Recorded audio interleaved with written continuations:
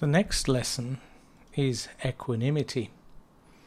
This exercise can be started as soon as you notice a certain calm being generated by the level you have reached in concentration. The exercise consists of, for 5 minutes each day, evoking deep calm and watching outside this period so that the ups and downs of normal life do not carry you off to expressions of uncontrollable rejoicing or depression, but that instead you remain in control of your own feeling life. At the end of the exercise, you collect the calm around your heart, and by that I mean your solar plexus in the center of your chest, and then move firstly to the right hand, then down to the left foot, then to the head, then to the right foot, and finally to the left hand before returning it to the solar plexus. This follows the shape, in fact, of a 5-pointed star, also known as a pentagram. This duration is, I say, 5 minutes, and the basic question is, what is the difference between peace and a lack of feeling? Comments are, in fact, you need not fear that this exercise will lead to desensitization of the emotional life, or that it will start a deadening of sentiment. Instead, it's rather the opposite that takes place.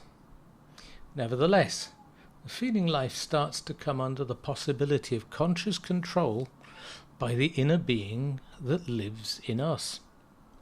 By becoming more aware, and by making ourselves more sensitive to our emotional life, as indicated above, we begin to live more intensely and discover the real force which is hidden behind all forms of feeling.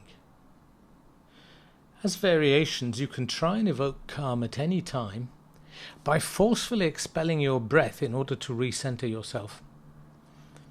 Otherwise, at times when feelings do tend to carry you off, you can imagine yourself cutting through the feeling cloud around you, and which overcomes your own free will as if with a sword. Another variation consists of evoking a feeling state through imagination, which you replace at a given moment by another one you have previously chosen. So you switch, let's say, from feelings of anger to ones of jealousy, or on the positive side of veneration to sensitivity to devotion. Question is, why is this especially fruitful when veneration, devotion, and similar positive sentiments are used? Nevertheless, it must be stressed that the exercise is by far the most effective in the first form in which it is given above. My notes are, this part raises an interesting point concerning feelings. What are our feelings before we become aware of them? Is this through thinking? Here's an example. How often have you heard people shouting at the top of their voice the words, "I am not angry"? So what's going on when that happens? How do you get rid of an obsessive feeling you don't want? For example, if despite your conscious awareness of the wrongness of it, you feel jealous of your brother who's won a holiday abroad. If you don't oppose it, you can feel jealous, and this is wrong. If you do oppose it, though, it eats away all your time and energy, and that is equally bad.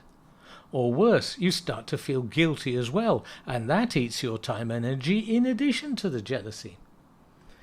All this seems insoluble until you start to get a clue from concentration and the later exercise of pure perception, and start to observe feelings as they arise in you before they overwhelm you. The process gives you the freedom to act consciously. How you proceed and what you do with this clue is entirely up to you. I hope you found this useful. Look forward to next time. Bye.